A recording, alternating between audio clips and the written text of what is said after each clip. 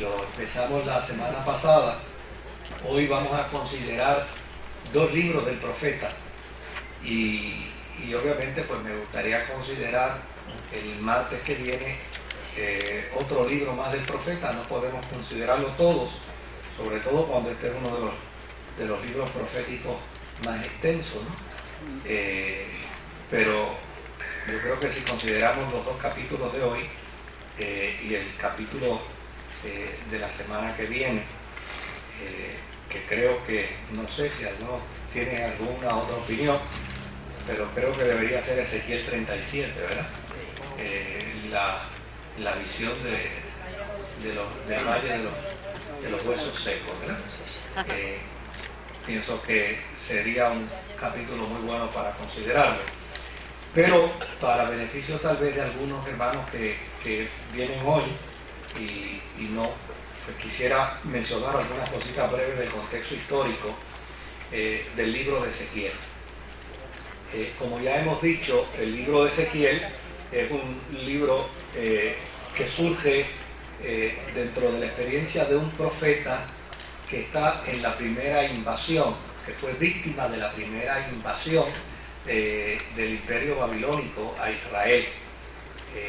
De hecho, cuando sucedió esa primera invasión, quien era rey de Israel era Jeconías, y desde luego Jeconías fue llevado cautivo a las tierras de Babilonia, junto a más o menos a unas 10.000 personas.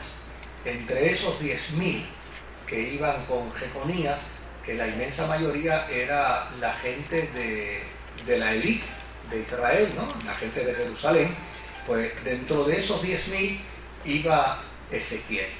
En el proceso en el que él va al cautiverio, no va como profeta, él va como sacerdote.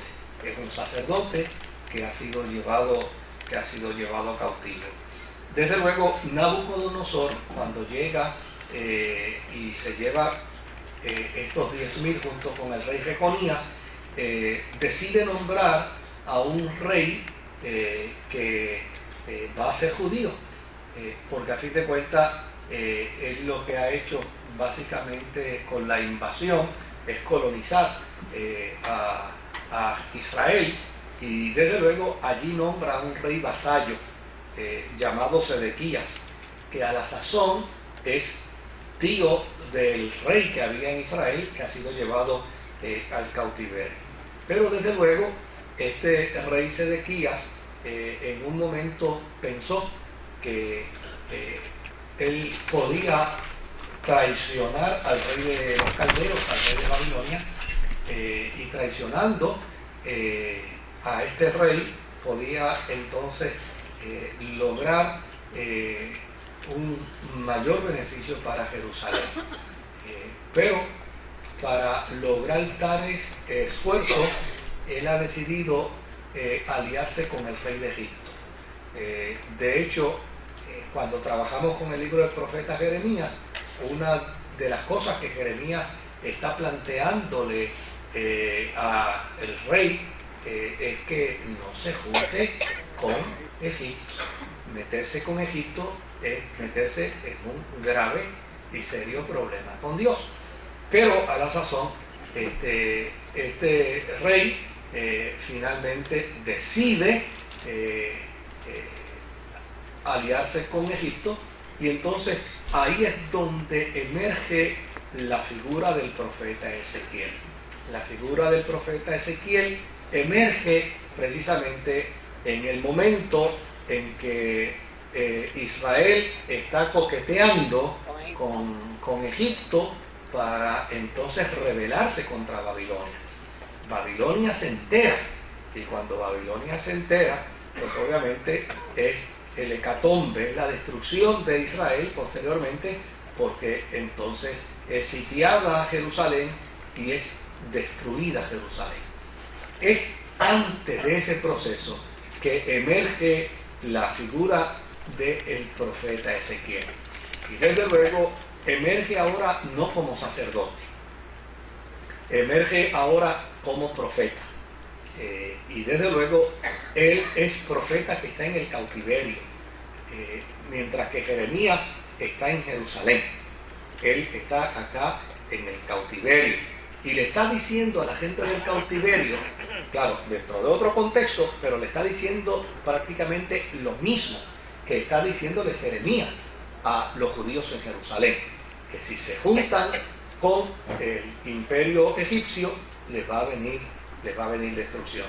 Claro, habíamos dicho la semana pasada también que Ezequiel es un tipo de profeta con un ministerio muy particular, y es el ministerio donde todo su mensaje está revestido de una serie de elementos simbólicos, y esos elementos simbólicos tienen que ser explicados, tienen que ser procesados. De hecho, son enigmas simbólicos, cosas que el profeta hace, ¿no? Como por ejemplo, si yo empezara a abrir esta botella y a cerrarla y abrirla y a cerrarla, yo estoy seguro que algunos irían donde el doctor y le dirían, mire, a ver qué le pasa a este, se distorsionó, ¿verdad? Pero de repente alguien me pregunta y digo, pues aquí hay una palabra que yo quiero darle a ustedes como consejo. Ese tipo de enigma, claro, eso no es un estilo patrimonial de Ezequiel nada más. Hubo muchos profetas que profetizaron mediante símbolos. Uno de esos profetas que profetizó mediante símbolos fue Oseas, y yo creo que profetizó mediante símbolos de una manera, mucho más drástica, ¿verdad? Y mucho más personal. Imagínense, si vemos el libro del profeta Oseas, en el capítulo 1, nada más que para la curiosidad de aquellos que verán no conocen, pero fíjense de qué forma personal el profeta Oseas entra dentro de esta dinámica del profetismo simbólico, donde Dios le dice, el principio de la palabra de Jehová por medio de Oseas, dijo Jehová a Oseas, ve, tómate una mujer fornicaria e hijos de fornicación, porque la tierra fornica apartándose de Jehová. Y seguimos por ahí hasta el verso 9. Dice, fue pues y tomó a Gomer, hija de Diblaim, la cual concibió y le dio a luz un hijo. Dice, y le dijo Jehová, ponle por nombre Jezreel, porque de aquí a poco yo castigaré la casa de Jehú por causa de la sangre de Jezreel, y haré cesar el reino de la casa de Israel. Y en aquel día quebraré yo el arco de Israel en el valle de Jezreel. Concibió ella otra vez y dio a luz una hija. Y le dijo Dios, ponle por nombre Loruama, porque no me compadeceré más de la casa de Israel, sino que los quitaré del todo. Mas de la casa de Judá tendré misericordia y los salvaré por Jehová su Dios. Y no los salvaré con arco, ni con espada, ni con batalla, ni con caballos, ni con jinetes. Verso 8. Después de haber destetado a Loruama, concibió y dio a luz un hijo, otro más, ¿verdad? Entonces, fíjese lo que dice. Y Dios le dijo, ponle por nombre Loamí, porque vosotros no sois mi pueblo, ni yo seré vuestro Dios. Es decir, el divorcio total y definitivo de Dios con Israel dentro de ese proceso. Pero fíjense qué mecanismo simbólico. O sea, le piden al profeta que se case con una mujer que a la sazón tiene un espíritu de fornicación, tiene una conducta de moralidad desviada, y gana sencillamente al pobre profeta le ha tocado meterse en ese paquete, ¿verdad? Y tiene que entrar dentro de ese proceso. Ahora no preguntemos el por qué, porque ese no es el propósito. El propósito es revelar, ¿verdad?, algunos de estos profetas que trabajaron con procesos simbólicos. ¿Sabe qué otro profeta también trabajó con procesos muy similares a esto? El profeta Isaías. Si vemos el capítulo 20, verso 1 al verso 6 del profeta Isaías, Mire qué cosa interesante vamos a encontrar. El 20. El 20. Isaías 20, del 1 al 6. No está bien, ya que pase la página. De 20, del 1 al 6.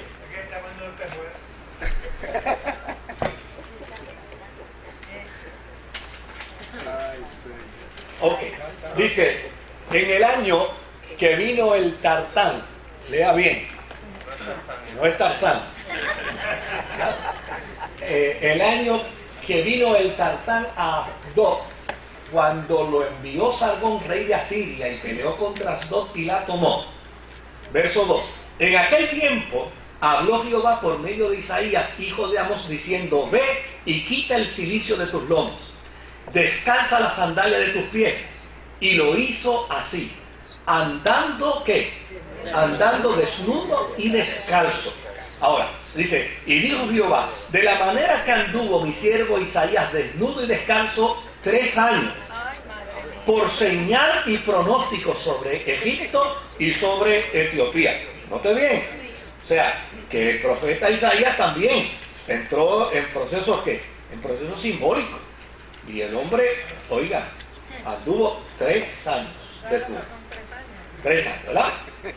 Para entonces decir qué cosa, que así el rey de Asiria llevará los cautivos de Egipto y los deportados de Etiopía, a jóvenes y ancianos, desnudos y descalzos, y descubiertas las nalgas.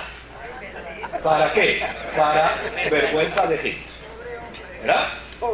Y se turbarán y avergonzarán de Etiopía su esperanza y de Egipto su gloria.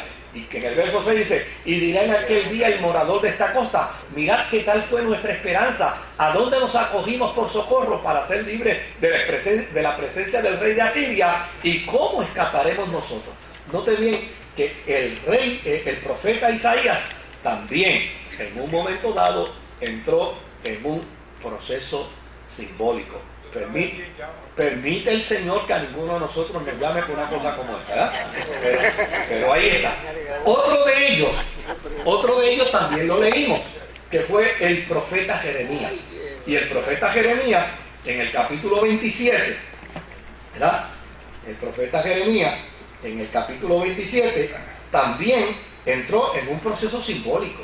Fíjese lo que dice la Escritura en el capítulo 27, verso 1 al 12. Dice, al comienzo del reinado de Sedequías, hijo de Josías, rey de Judá, vino a Jeremías esta palabra del Señor.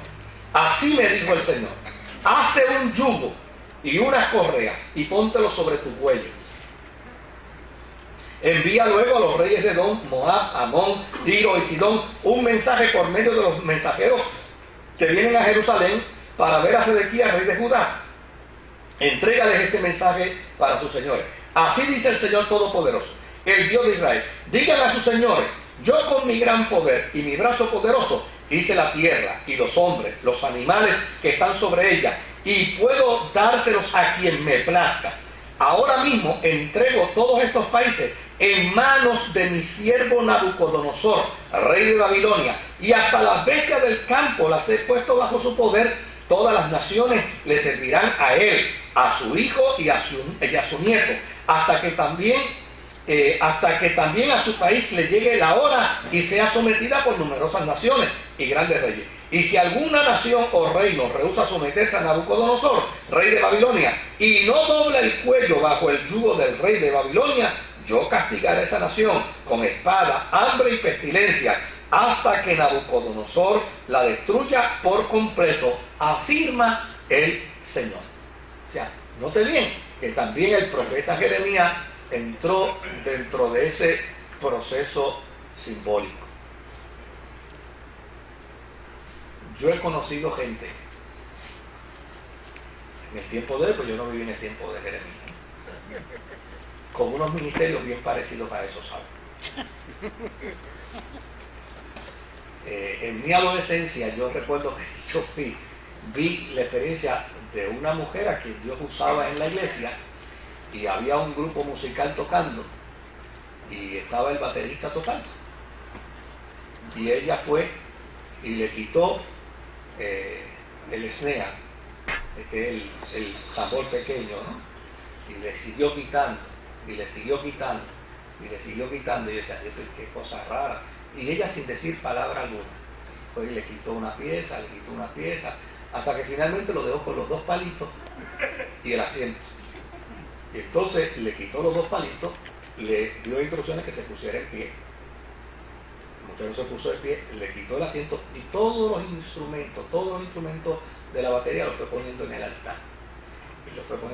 Y después que lo dejó prácticamente sin ningún instrumento en las manos, entonces se le paró de frente y le hizo esto.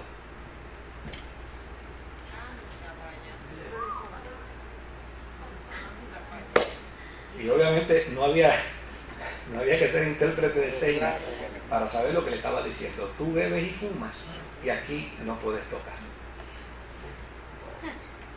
Y desde luego yo conocí a esa señora personalmente y desde luego no lo digo para poner a nadie nervioso, ¿verdad?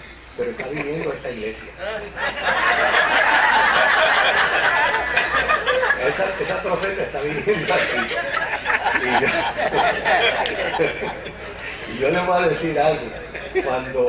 Cuando esa señora en la iglesia donde yo me crié se levantaba, la gente temblaba. Dios mío, que no la vaya a usar en contra mía. Obviamente, pues, son cosas. Oiga, la Biblia dice con perfecta claridad que las cosas visibles son para los hombres y las cosas ocultas son para quién. Para Dios. Hay cosas que uno no las puede entender. ¿Ah? No. Ahora, de esta misma forma era que Ezequiel se conducía como profeta. Estaba muy inclinado a este tipo de ministración simbólica. Estaba muy inclinado a este tipo de procesos. De hecho, quien lee al profeta Jeremías, al profeta Ezequiel, en algún momento dado puede pensar que no hay cordura. Pero, como decíamos la semana pasada, esto es un contexto. Esto es un proceso normal y natural. Y de hecho, lo más interesante es que todos estos profetas tenían enemigos. Y ningún enemigo de estos profetas jamás se le ocurrió acusarlos de loco. Aún cuando ya en Israel había protocolos para identificar a los locos. Pero a ninguno se le ocurrió. ¿Por qué? Porque decir, por ejemplo, decir que Ezequiel era un loco o decir que Jeremías era un loco, habría que admitir también que Abraham era otro loco. Porque el testimonio de Israel con respecto a Abraham, ¿cuál era? Que estando en la tierra de los caldeos, precisamente en Ur, oyó la voz de Dios. Y obviamente, en buen análisis psiquiátrico, muchas gracias, doctor. A la orden, licenciado. Muchas gracias. Ya tienes en el curso. Y desde luego, a ningún enemigo de estos profetas se le hubiera ocurrido acusarlo de loco, porque tendría que admitir entonces también que Abraham era otro loco, porque una persona que oye una voz y no ve un personaje, pues es otro loco. Entonces, a nadie se le ocurriría indicar ni que Abraham, ni que Jacob, ni que Isaac eran locos. Moisés, imagínense que dice que estando cuidando las ovejas de su padre y que un monte le cogió fuego. Pues, está loco también, porque el monte cogió fuego y yo vi cuando estaba el monte encendido, pues entonces a nadie se le hubiera ocurrido. Eran formas y maneras en que estos hombres revelaban los secretos de Dios a los pueblos. Y lo extraordinario de ello era que lo que ellos planteaban como profecía se cumplía. Entonces, desde luego, pues para esta gente era mejor darle una carga de palo, era mejor meterlos presos, pero nunca se les ocurrió acusarlos de personas insanas mentalmente. Ahora, ¿qué vamos a trabajar hoy? Hoy vamos a trabajar con el capítulo 4 de Ezequiel y con el capítulo 5, ¿verdad? Y desde luego, en Ezequiel, capítulo 4 y capítulo 5, vamos a ver algunos de estos procesos simbólicos de este profeta. Cogí probablemente de los más drásticos. Si leyó que se habla aquí, mira Becky cómo se arruga. Cogí de los más drásticos, porque desde luego, si escojo los más drásticos, ustedes no se olvidarán de ellos jamás. Bien, dice: hijo de hombre, toma ahora un ladrillo y ponlo delante de ti y dibuja en él la ciudad de Jerusalén. Acampa a su alrededor y ponle sitio, es decir, dibújale sitio. Levanta torres de asalto contra ella y construye una rampa que llegue hasta la ciudad. Instala máquinas para derribar sus murallas. Fíjense cuán adelantados estaban los procesos bélicos en aquel tiempo, ¿verdad? Entonces dice: toma una plancha de hierro y colócala contra un muro entre ti y la ciudad, y fija tu mirada contra ella. De esa manera quedará sitiada. Tú mismo la sitiarás. Eso les servirá de señal a los israelitas. Número 1. Número 2. Acuéstate sobre tu lado izquierdo y echa sobre ti la culpa de los israelitas. Todo el tiempo que estés acostado sobre ese lado, cargarás sus culpas. Yo te he puesto un plazo de 390 días, es decir, un lapso de tiempo equivalente a los años de la culpa de Israel. Cuando cumplas ese plazo, volverás a acostarte, pero esta vez sobre tu lado derecho. Y 40 días cargarás con la culpa del pueblo de Judá, o sea, un día por cada año. Luego mirarás el asedio de Jerusalén, y con brazo amenazante profetizarás contra ella. Yo te ataré con sogas, para que no puedas darte vuelta de un lado a otro, mientras no se cumplan los días del asedio. Toma trigo, cebada, habas, lentejas, mijo y avena. Viértelos en un recipiente y amásalos para hacer pan, pues ese será tu alimento durante los 390 días que estarás acostado sobre tu lado izquierdo. Cada día comerás a una hora fija una ración de 1/4 de kilo. Media libra. ¿Verdad? También a una hora fija beberás medio litro de agua. Cocerás ese pan con excremento humano.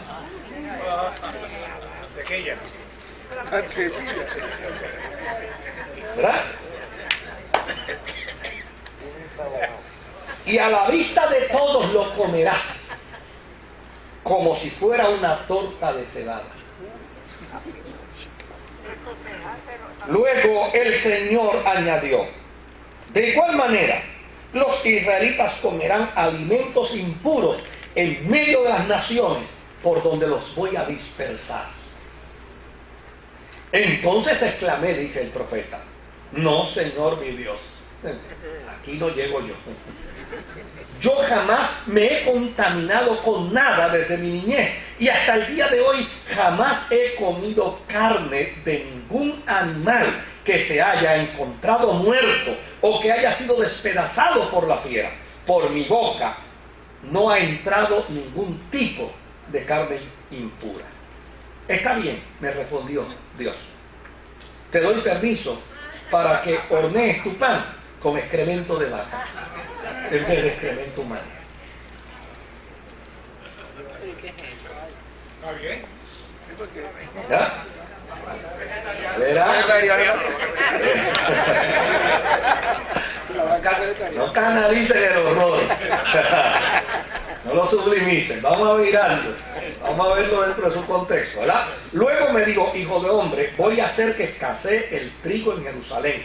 La gente comerá el pan racionado, y con mucha angustia también el agua será racionada. La beberán con mucha ansiedad, escasearán el pan y el agua, y cuando cada uno vea la condición del otro, todos irán perdiendo las fuerzas y acabarán muriéndose a causa de sus pecados.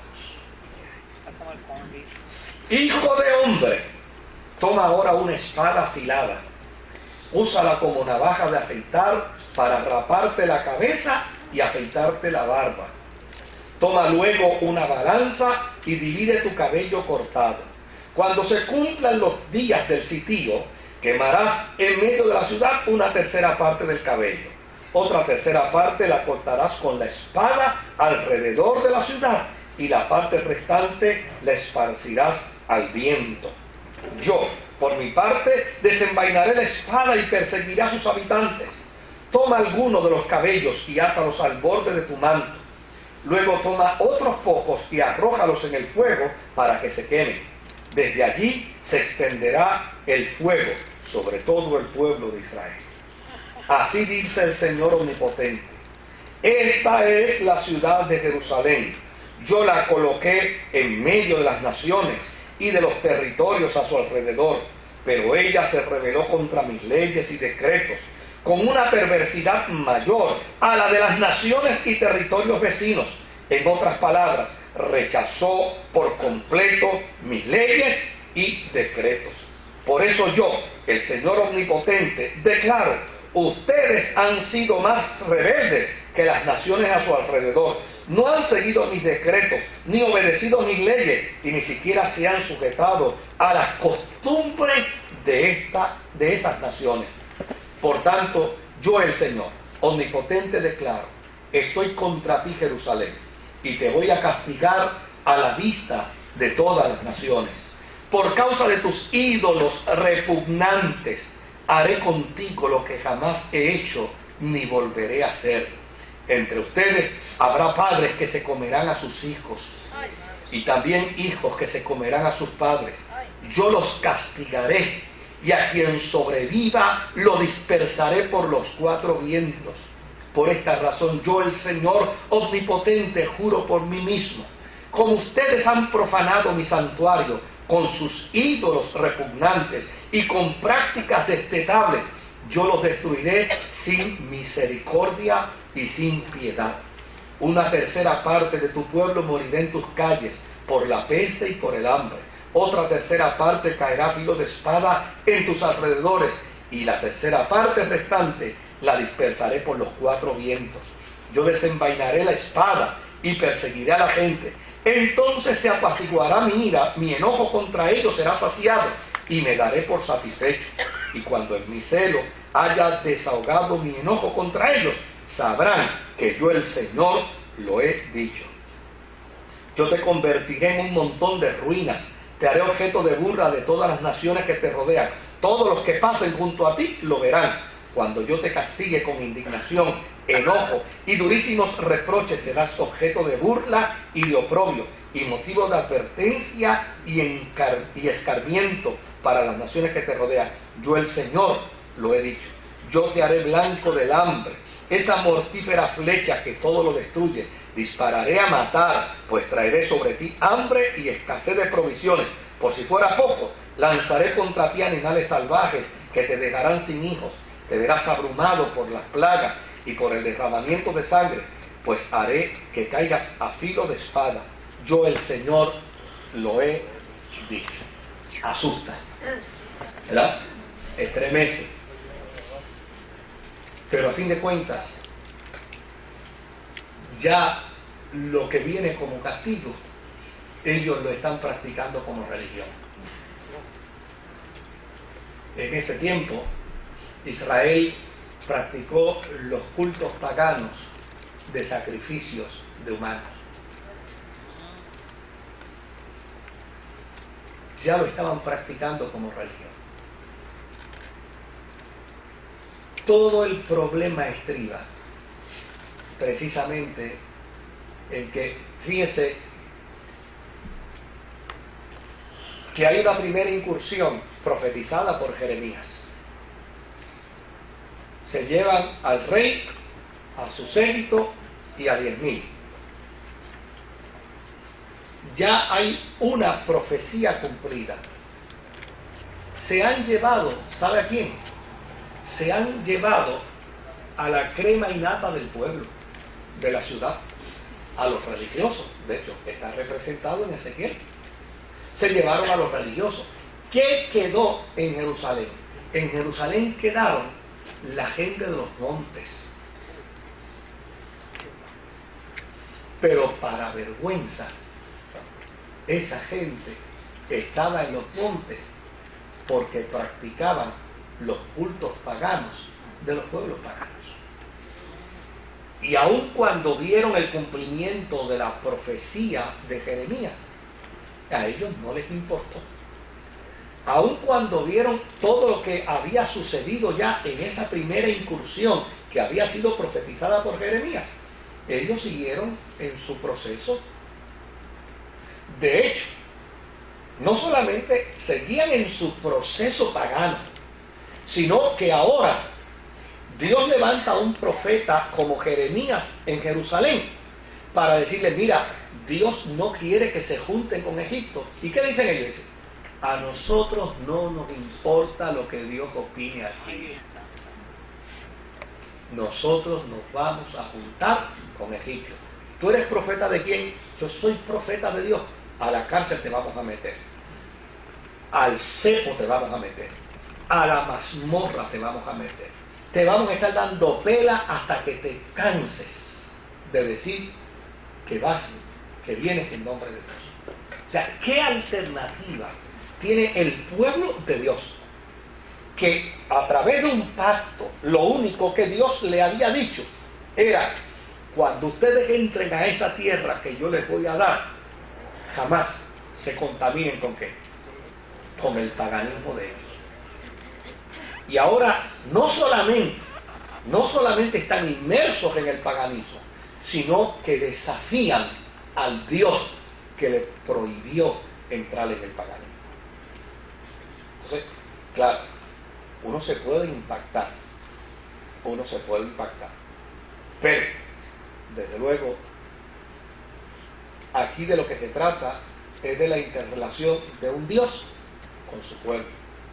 Y dentro de esa interrelación de un Dios con su pueblo, llana y sencillamente, este es un profeta que está hablando en nombre de Dios, de un Dios que dice, ustedes me han dejado sin alternativa.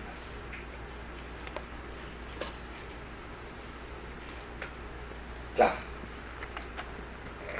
Esta dramatización del asedio que choca, ¿no? Pues se hace dentro de ese contexto, dentro de ese género, dentro de esa forma que tenían los profetas. De inmediato es una incógnita. El profeta sale, busca un pedazo de ladrillo, claro, no es un ladrillo de esto de San Juan, es un pedazo grande, y ahí empieza él a hacer un dibujo. Dibuja la ciudad de Jerusalén. Y después que dibuja la ciudad de Jerusalén, entonces a la vuelta redonda hace un sitio, es decir, un ejército extraño rodeando la ciudad.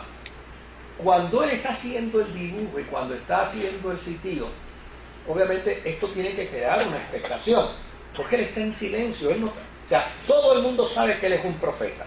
Todo el mundo sabe que es un profeta enigmático. Todo el mundo sabe que hace y produce cosas que son extrañas. La gente ya, él tiene la fama suficiente como para que la gente pase por ahí y diga, ¿y ahora qué estará haciendo? ¿Y ahora qué estará realizando? Y él está ahí tranquilo, haciendo su dibujo, haciendo su maqueta. De repente pone los soldados rodeando la ciudad y una vez él hace todo ese tipo de proceso, es muy probable que entonces alguien que pasa por allí le pregunta, oye, ¿qué es lo que tú estás haciendo? ¿Tú estás haciendo algo en favor de nuestro pueblo? No, todo lo contrario. Yo estoy diciéndole hoy a ustedes, a través de esto, les estoy diciendo que lo peor no ha llegado para Jerusalén. Fíjense que él está en Babilonia, y ya los de Babilonia no van para Jerusalén. Los de Babilonia se quedan en Babilonia y ya están presos. Es lo que él está diciendo es, lo peor no ha venido todavía para los que quedan allá. Ahora, fíjese la dinámica interesante. Allá está Jeremías diciéndole, señores, ustedes están en dirección contraria, lo peor no les ha llegado. Y acá está Ezequiel diciendo qué cosa, señores, a los de allá todavía no les ha llegado lo peor. Lo peor les va a llegar más adelante, desde luego. La causa y la razón es porque el juicio que ha venido contra Israel, las consecuencias que han sufrido no han sido aleccionadoras. Entonces, miren, las posibilidades de que una persona en medio de una conducta desviada sufra una consecuencia y quiera seguir dentro de esa conducta desviada, la posibilidad de que sufra una segunda consecuencia son mayores, y que dentro del proceso llegue a una que le termine ¿qué? Que le termine la vida, son mayores. O sea, yo me he topado con casos de resignación de madres donde me dice, me duele mucho, pero yo le dije a mi hijo 20 veces que se saliera de ahí. Y se lo dije cuando lo metieron preso la primera vez. Y se lo dije cuando lo metieron preso la segunda vez. Y se lo rogué y se lo pedí. Y ahora mire lo que ha pasado. Ahora no me lo metieron preso, ahora me lo mataron. O sea, ¿por qué? Porque las posibilidades de que las consecuencias sean mayores mientras reincidimos en conductas desviadas son ¿qué? Son reales. O sea, esto no es una cuestión de un Dios que está planificando una destrucción. Esto es un Dios que está diciendo, mira, las consecuencias por las que ustedes van a pasar van a ser ¿qué? Van a ser mayores. Y desde luego, al final, que obviamente yo no sé si Rebeca, pero yo quise haberme dado a la tarea de ir al seminario, a ver, porque los libros que tengo no me dan esa edad, pero yo tengo una sospecha de esos 390 días, porque dice que se los cuenta de un día por año, y yo quisiera averiguar y darme a esa tarea de averiguar si eso tiene un vínculo directo con el proceso de Salomón, de dar apertura ¿a qué? A la interacción pagana dentro de Israel. Porque los 40 días que representan 40 años, de luego, son tareas que todavía no he podido hacer, pero me gustaría hacerlas. A mí me parece que representa ya precisamente 40 años ya de cautiverio. Pero dice, han tenido 40 años, que probablemente el número 40 quiera decir muchos, pero lo que está diciendo es que han tenido tiempo suficiente para ¿qué? Para cambiar de actitud. O sea, lo que el profeta le está diciendo al pueblo que le sucederá no es necesariamente un castigo premeditado de Dios, es la consecuencia de ¿qué? De la desobediencia. O sea que necesitamos ver ese contexto. Mira, el Líbano nuestro decía que el que escupe hacia arriba le cae la saliva. O sea, tanto vas a estar en un proceso contrario a los valores, contrario a la ética, óyeme, hasta que un día vas a chocar. Y quebrantaron el pacto. Pues claro, o sea, el pacto deuteronómico, donde ya Dios finalmente le dice cosas, dice, mira, esto es bien sencillo, me honran y los honro, no me honran No hay nada que buscar. Es decir, sufrirán las consecuencias de sus malas decisiones. Y nosotros no podemos negar esa realidad. Y no la podemos negar, óigame, con nada ni con nada.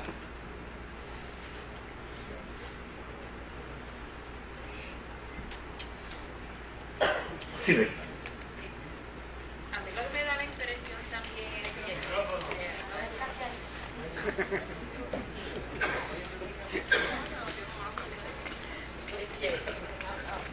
yo estaba tratando. Sí. Préndelo allá. Sí. Fíjate, ya. Están esperando que diga aló. Becky, perdona. Cuando yo... Está bien, no, perdona. No puedes seguir. En mi barrio le decían, dale cabeza. Lo que pasa también, pastor, y era tratando de examinar la cuestión de cuando ocurren los ciclos antes de ese tiempo, desde el tiempo deuteronómico, Sí. Especialmente en el caso de Noé. Sí. Okay. En el tiempo de Noé, lo que dice la Biblia es que la maldad molestaba tanto a Dios, más o menos así parafraseado, la maldad llega a un momento que molesta a Dios de tal forma que decide destruir y decide enviar según se narra la historia.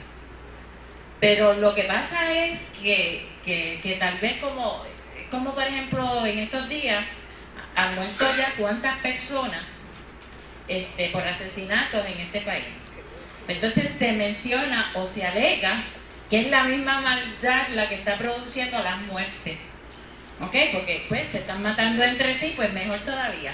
Pero lo que llama la atención es que en estos ciclos históricos y en cada tiempo es que la propia maldad trae tantas y tantas consecuencias que según a veces uno dice, como decía Pablo, hasta la creación gime por la gloria de Dios. Llega un momento que como que la propia maldad se desborda como una represa que se abren todas las compuertas y las consecuencias que empiezan a generarse por la falta total de una vida cercana.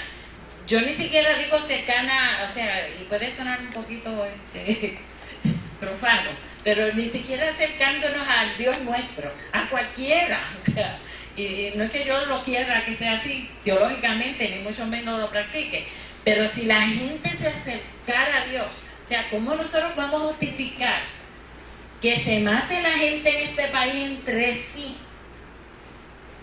sin ponernos a pensar que es que necesitamos a la iglesia activa en la transformación? Okay. Entonces, igualmente no hay, cuando ocurre, a mí me da una pena de Ezequiel,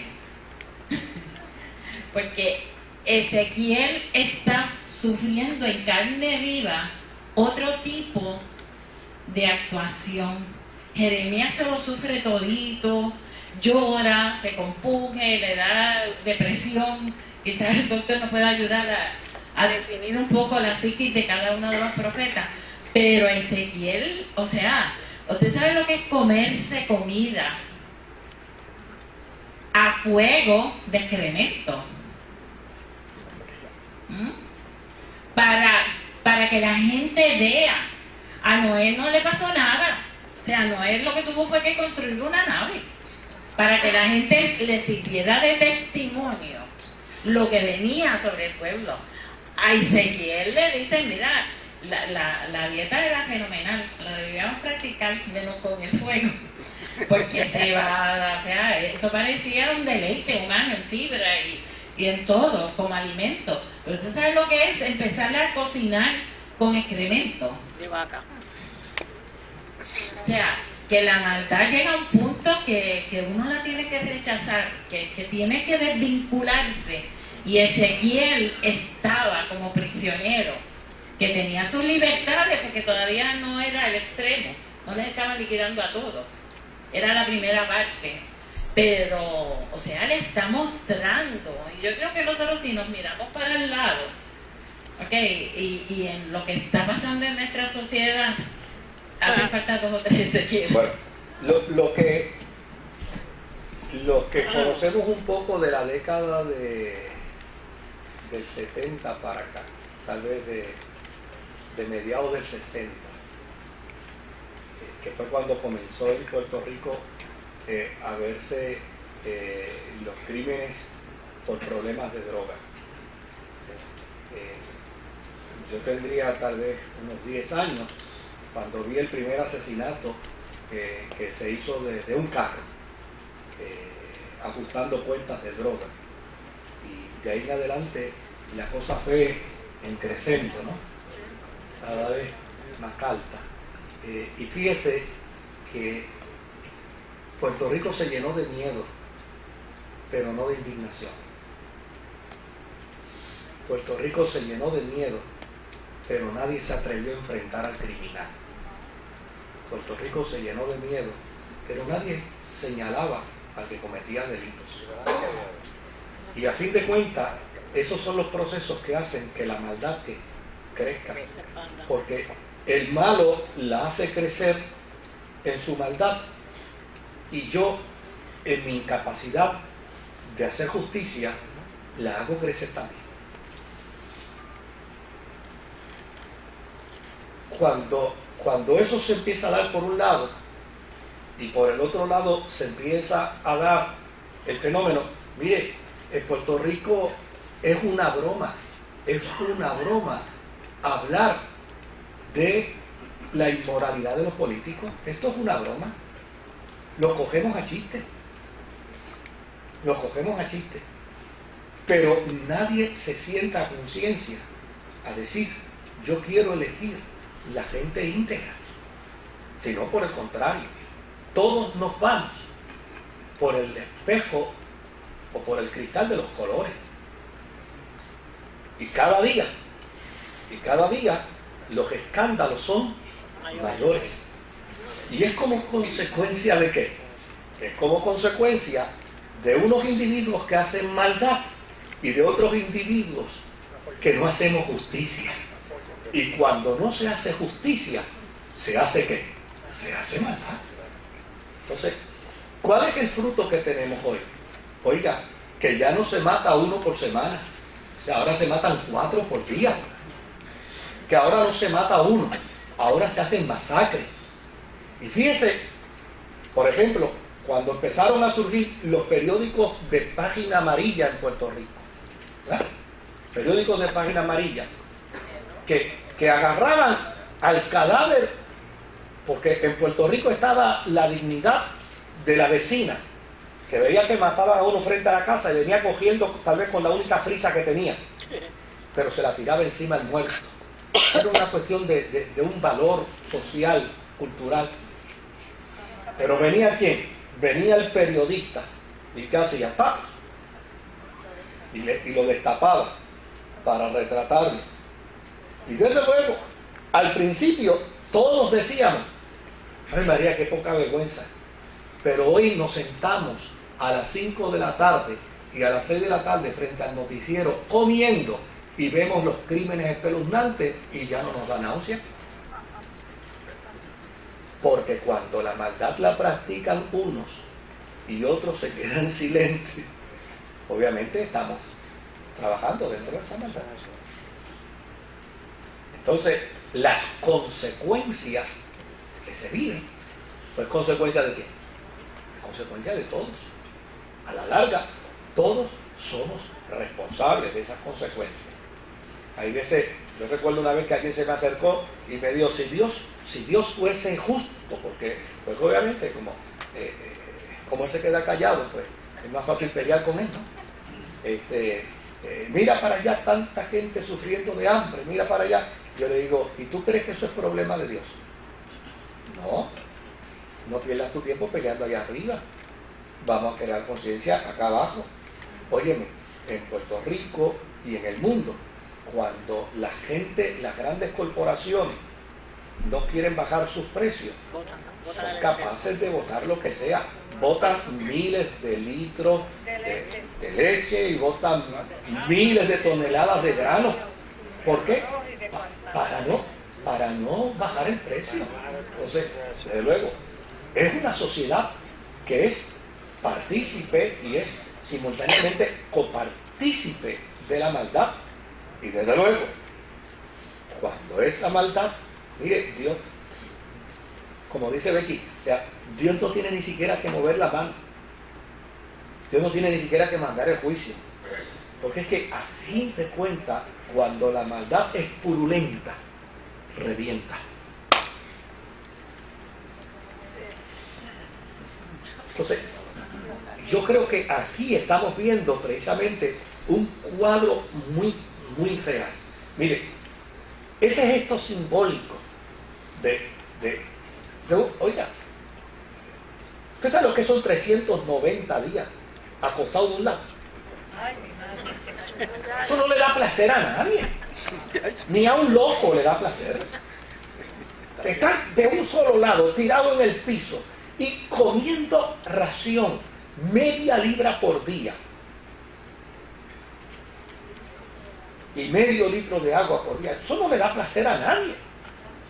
Pero ese profeta tiene que la urgencia de hacerlo, porque llana y sencillamente sabe que allá hay un profeta dando unas instrucciones de parte de Dios, y en lugar de decir tú tienes razón, cada vez, oiga, cuando dice mira, yo soy el hombre que más ha sufrido por culpa tuya, chico, si cada vez que abro la boca para hablar en tu nombre, lo que me dan es una cueriza, lo que me entran es a palo, a golpe.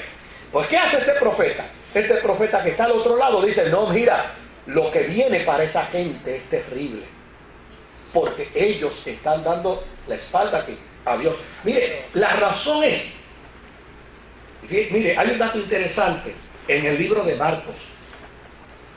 En el libro de Marcos, en el capítulo 7, yo se lo voy a resumir, pero es interesante. Fíjese que a Jesús le hacen una pregunta sobre sus discípulos. Y mire qué tontería, mire qué estupidez. Oye, ¿por qué tus discípulos no se lavan las manos para comer?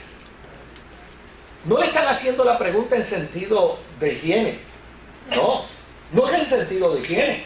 No es que se laven las manos para que tengan las manos limpias para comer. No, es en sentido religioso.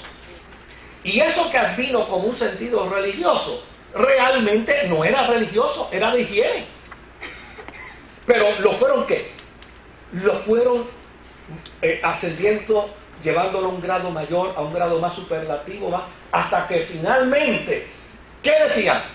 El que no se lava las manos, él no es de Dios. El que no se lava las manos es un puerco, y si es un puerco no es de Dios. Entonces, hicieron de un proceso higiénico una sentencia religiosa. ¿Y qué era lo que ellos pretendían decirle a Jesús de sus discípulos? ¿Qué rayo andas tú con 12 impuros? Son impuros tu gente. ¿Y qué hace Jesús? Le dice, no, espérate un momentito. Esto que ustedes están practicando nunca fue una regla religiosa. Fue una regla de higiene, una costumbre de vuestros antepasados. Por eso es que aquí lo está protestando, ¿qué? Lo está protestando. Dice, oye, ven acá, no me pongas en nuestra cultura, eso no es. Fíjense que Dios le dice, está bien, te lo permito. Vamos a negociarlo. En lugar de humanos, vamos a hacerlo de animales. Te lo permito. Pero no lo exime de qué? Del proceso, porque a fin de cuentas lo que Dios le está diciendo es, aquí no podemos hacer religión de cosas que realmente yo no he mandado. Porque una de las cosas que más vergüenza debe dar en este país es que cuando alguien cae, un país donde la mayoría de la gente en su mundo de pecado están en el suelo, oiga, cuando alguien cae, no tienen misericordia con el que ya cae y lo hacen leña. Pero no dice, oye, pero ni siquiera eso, porque a fin de cuentas, Sí, esta es una sociedad donde la gente llama a lo malo bueno y a lo bueno malo. Ah, pero que no se publique de uno que haya cometido un error. Que los mismos que hacen maldad, hacen su agosto con él. Lo destruyen, lo aniquilan. Entonces uno dice, ¿hasta dónde llega la maldad? Porque ni siquiera dicen, mira, ese hombre está haciendo lo mismo que nosotros hacemos. No. Ellos le caen encima y lo destruyen. Ahora mismo, con el caso que más reciente, ¿no? Oiga, todavía no se tiene todos los elementos. Y ya hay gente que está haciendo sentencia. Entonces, ahora inclusive, mire cómo las sociedades cambian los pensamientos. La ley en Puerto Rico, y me corrigen los abogados, establece que toda persona es inocente hasta que... Pero mire, ya en este país, ya eso se eliminó en la mentalidad del pueblo. En la mentalidad del pueblo, la persona es culpable hasta que pruebe su inocencia. Y después que prueba su inocencia, todavía sigue siendo culpable. Entonces, uno dice, ven acá, pero ¿qué sociedad es esta? ¿Hasta dónde se ha enfermado? ¿Hasta dónde se ha deteriorado? ¿Hasta dónde se ha dañado? Este profeta no está haciendo algo feliz. Está respondiendo. Fíjense que no está ni siquiera respondiendo a la gente a la gente que está en su cautiverio con él. Está profetizando para la gente que está ¿dónde? En Jerusalén. Los que están metiendo preso a Jeremías, los que le están dando palo a Jeremías, los que lo están metiendo en el cepo. Esa gente ya verán ustedes lo que les va a suceder. ¿Y qué hace Jesús con los religiosos que vienen? Porque la intención no es decirle que no se lavan las manos. La intención es decirle inmundos.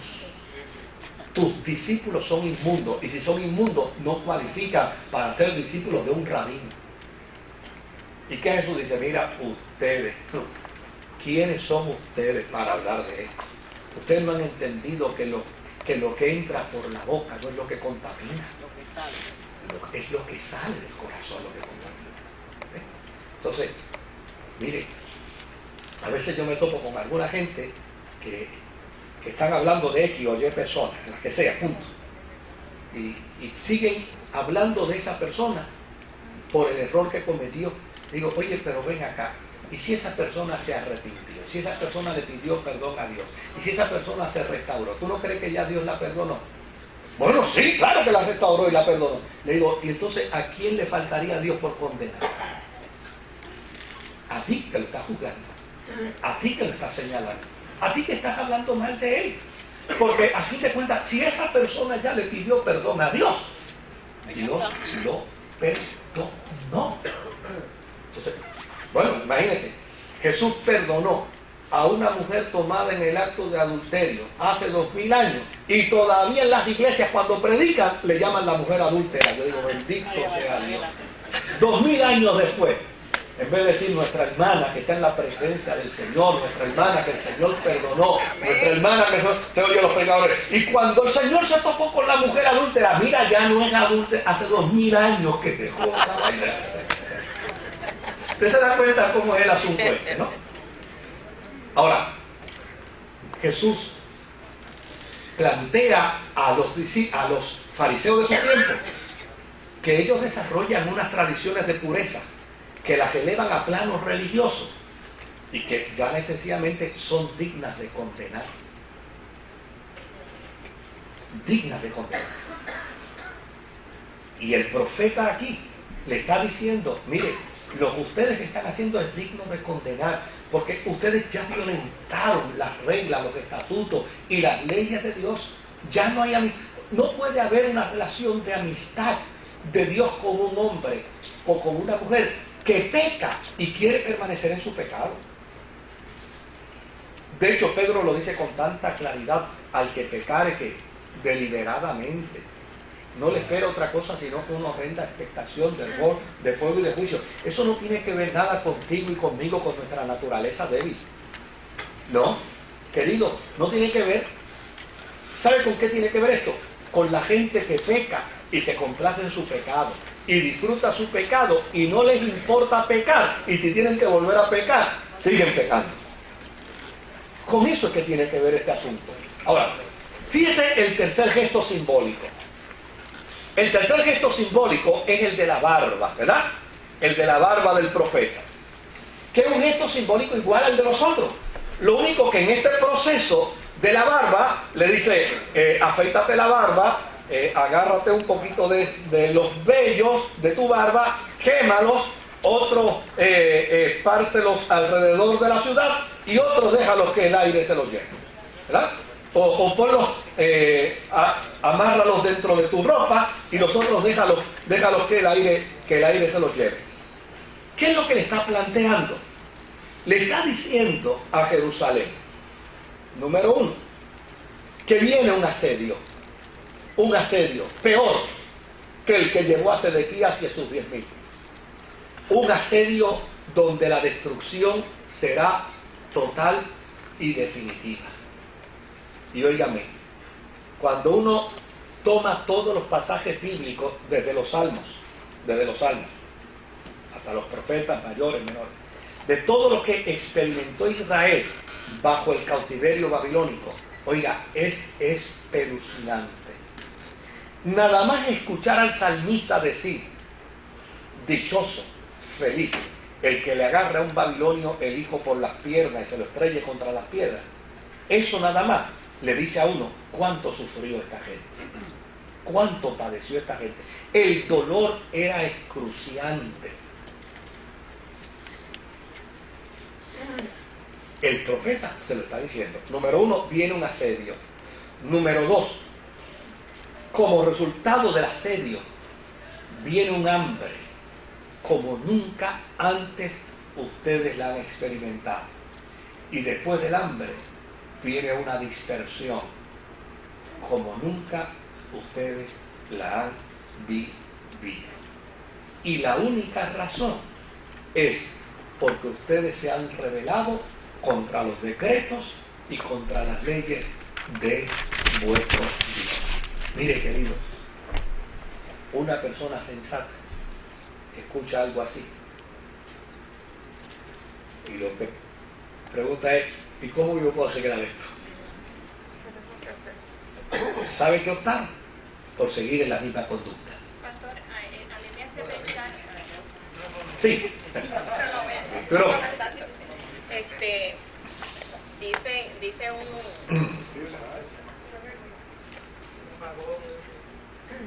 Yo no lo he tocado.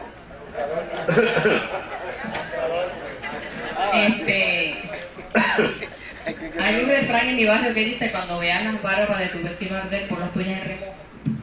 Y a mí me hace pensar el hecho de que, aparte de que Israel quebrantó el pacto, sí, por otro lado, Israel como que, o bien sea Judá, veía a Israel de una manera arrogante, porque Israel se volvió arrogante o sea, Judá. Israel pasó a un sitio donde vendían el estiércol de paloma y donde se comían los niños. O sea, yo me pongo a pensar en estos dos incidentes en particular donde Dios le está hablando a Israel por lo que va a pasar, pero ya su hermana, que, ¿verdad? Más bien Judá, sí, su hermana Israel lo había pasado. Y yo entiendo en cierta medida que muchas veces el hombre, como ahorita mencionábamos, nosotros en Puerto Rico vivimos mucha bendición, pero también tendimos a mirar a otras ciudades o a otros países que estaban en una posición diferente, y a veces pues nos toca a nosotros vivir esas experiencias para que entendamos también lo que ellos vivieron, de manera que ellos iban a vivir más o menos lo que vivió Israel, el hecho de que una madre o dos madres se pusieron de acuerdo para comerse a sus hijos, se lo comieron, y luego la otra dijo, nos vamos a comer el tuyo, y ella dijo, no nos vamos a comer. Sé que clamaron al rey para que los salvara, pero el único que los podía salvar era Dios. Lo que quiero ver, no sé si es una relación o es algo que podamos ver entre Israel y Judá, que más o menos pasaron por la misma situación y por su arrogancia y el abandono del pacto. De hecho, si vemos Ezequiel capítulo 36, si se puede conseguir allí, Ezequiel 36, el verso 20 y el verso 22, ahí vemos lo que uno puede denominar como la carta acusatoria. La carta acusatoria. Ezequiel 36, verso 20 y verso 22. Miren cómo dice: pero al llegar a las distintas naciones, ellos profanaban mi santo nombre, pues se decían de ellos: son el pueblo del Señor, pero han tenido que abandonar su tierra.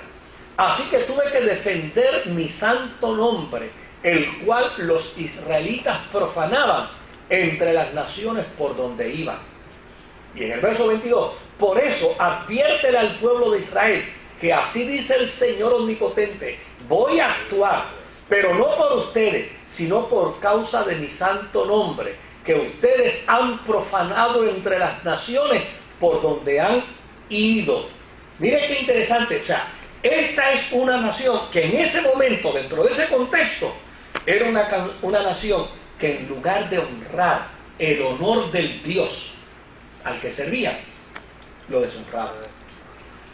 O sea, porque ni siquiera, es decir, ellos cometían más pecados que los pecadores. Porque no solamente adoraban los dioses paganos, sino que negaban al Dios de ellos. O sea, cualquiera puede mirar y decir: oye, pero qué Dios injusto, o este Dios perdió el control. No, no. O sea, aquí Dios no le está diciendo lo que Él de su propia mano va a hacer. Lo que les está diciendo es lo que les va a suceder como consecuencia de. O sea, ustedes han profanado el nombre de su propio Dios. O sea, oye, lo menos. Yo he tenido oportunidad, pues, por las distintas cosas que he hecho, he tenido la oportunidad de conversar con gente con mentalidades criminales. Y cuando uno le habla de Dios, dice: espérate, no, mira que eso yo lo respeto mucho. Sí. Y yo sé que ha sido la experiencia de ustedes, que uno dice: oye, pero qué cosa interesante, un individuo que no le pesa, no le pesa en su conciencia matar a quien sea, pero cuando uno le habla de Dios. Yo recuerdo una vez que confronté a un individuo y me dijo: chico, por favor no me hable así, que eso sí que a mí me da miedo. O sea, expresando con ello el temor a Dios. Este Israel de este contexto no. Este Israel de este contexto, la sociedad del mundo decía: oye, lo que tú estás haciendo está en contra de tu Dios, ¿y qué me importa a mí mi Dios? O sea, no es que Dios va a venir con el mazo a caerles encima, es que ellos han sembrado suficiente maldad como para que la ley de la siembra y la cosecha lo revierta en qué, en consecuencias. Ahora,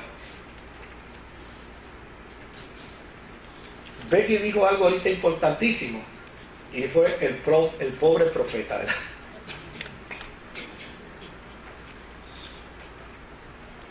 Tenía que estar en una posición bien difícil, porque fíjese que Jeremías allá, el pobre hombre ya no encontraba con quién más pelear, hasta que se peleaba hasta con Dios. Sí, bendito, no tengo salida. O sea, usted sabe lo que es un individuo sin salida. No tengo salida. Ya sencillamente esta es mi realidad. Yo no tengo escapatoria. Le tengo que hablar a esta gente porque Dios me ha mandado a hablarlo y no me van a oír. Y si no le hablo, entonces Dios me cae encima a mí. ¿Pero qué es esto? O sea, es un abuso realmente. Lo que yo soy víctima, cuando dice yo soy el hombre que más ha sufrido, lo que está diciendo es: yo soy víctima de un abuso. Yo no tengo escapatoria. Es digno de pena un profeta así.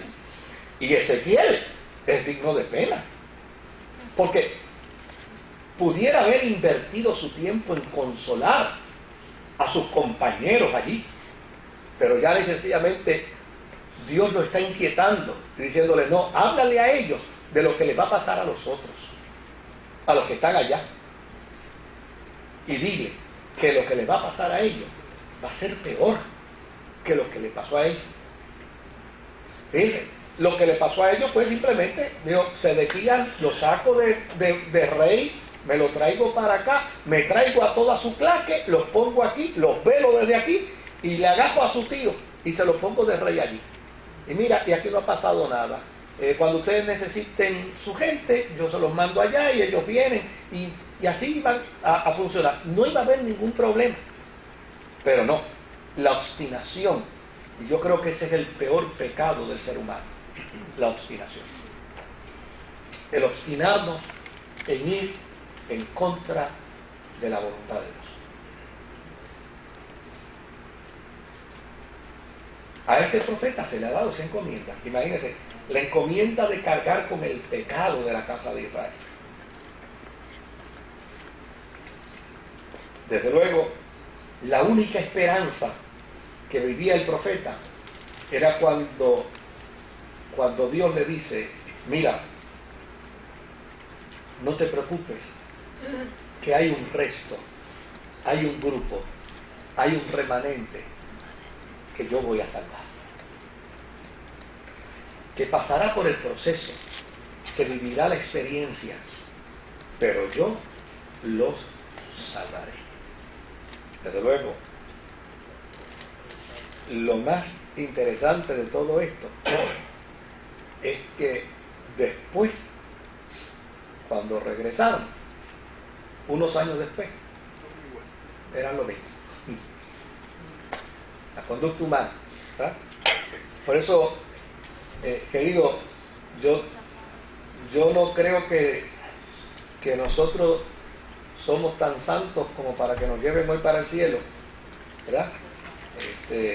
Pero créame, con toda honradez, que cuando yo veo la interacción del cristiano de hoy, yo tengo que considerar que el cristiano de hoy versus la nación de Israel de este tiempo tiene una dimensión de compromiso mayor. Mire, a mí me invitó una iglesia para que le fuera hablar a la juventud de la iglesia.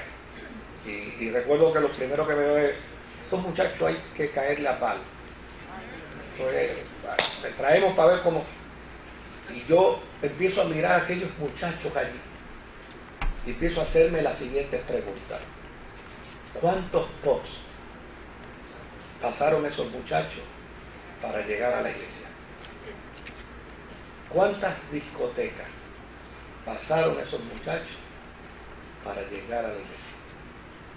¿Cuántos nightclubs?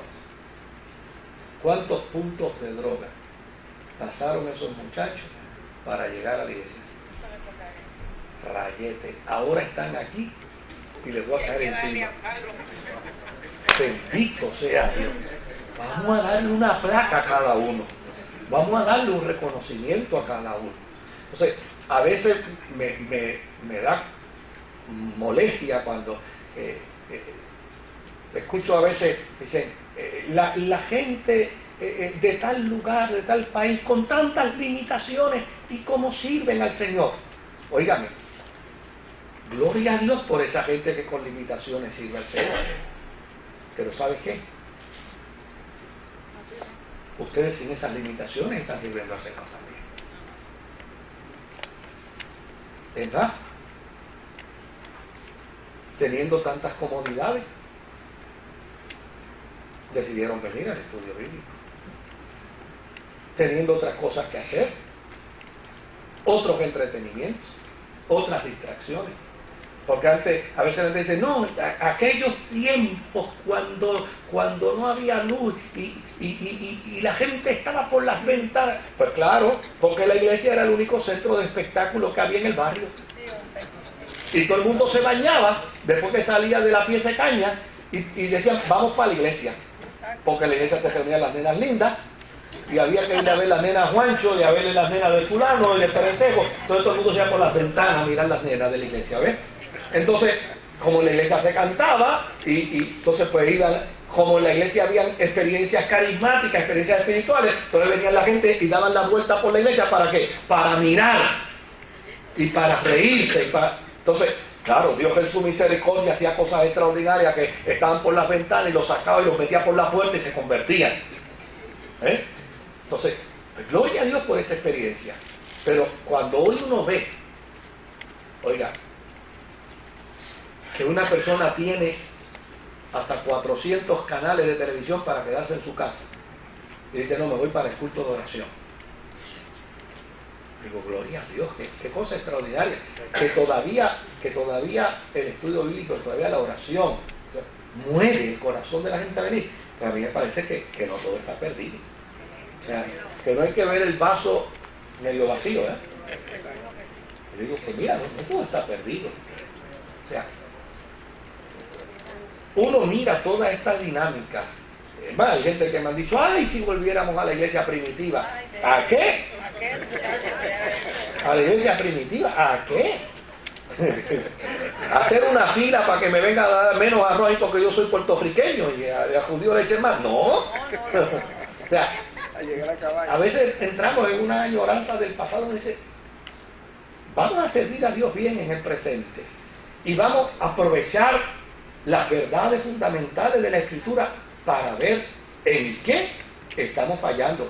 Y fíjense que una de las cosas que mencionamos hoy es que a lo mejor yo no he hecho tanto mal, pero sí he callado frente a una injusticia. Yo he sido tan participante del mal como el que lo hizo. Pues entonces yo debo entender, no, yo no debo permitir, ante mis ojos, yo no debo permitir una injusticia. Eso es verdad. No debo permitir un acto de maldad. No quiere decir que me voy a exponer, pero no lo debo permitir. Claro. Porque si queremos salvar a nuestro país, ignorando la maldad, no lo salvamos. Participamos de ella. ¿Alguna pregunta hasta aquí con don Ezequiel? ¿Algún comentario? Siéntase en confianza. Se puede hacer. ¿Ah? ¿Te ponen el micrófono allá tan lejos? No, pero está bien, pero ahí está, mira, ahí está. ¿Tú vas a decir algo? Ajá, sí, ahí, mira para allá, está, aquí viene. ¿Él está dormido? Y ya, el problema es que Nestalí le paga antes de empezar el Un pequeño Ah. comentario. Oía a un pastor decir que a Ezequiel Ajá. nunca se le probó nada como a otra gente como Moisés. Que nunca se Nunca se le probó nada malo. que nunca se le probó nada. Nada malo. O sea, que no se sabe, que se sabe que se tiene como un rey de Dios. Ah, bueno, sí. O sea, Pero que no hay Bueno. evidencia como en casos No. como David. no, fíjese, la mayor integridad del profeta Ezequiel es la siguiente. En Israel, siempre que los profetas, que los sacerdotes hacían las cosas malas, Dios levantaba un profeta. Pero en el caso de Ezequiel, siendo él sacerdote, Dios lo hizo profeta. O sea, tenía que ser un hombre de tanta integridad que lo mismo que sirvió para ser sacerdote, también sirvió para ser profeta. Eso es correcto. Eso es correcto. ¿Algún otro comentario? En confianza. Bueno, si no hay comentario, no hay mucho más que decir. ¿Quiénes han venido por primera vez a esta reunión de estudio bíblico? Por primera... ¡Ay, santo! Llega hasta allá. Ahí lo que bueno. Bueno, gloria a Dios. Toda esa gente que ha venido por primera vez.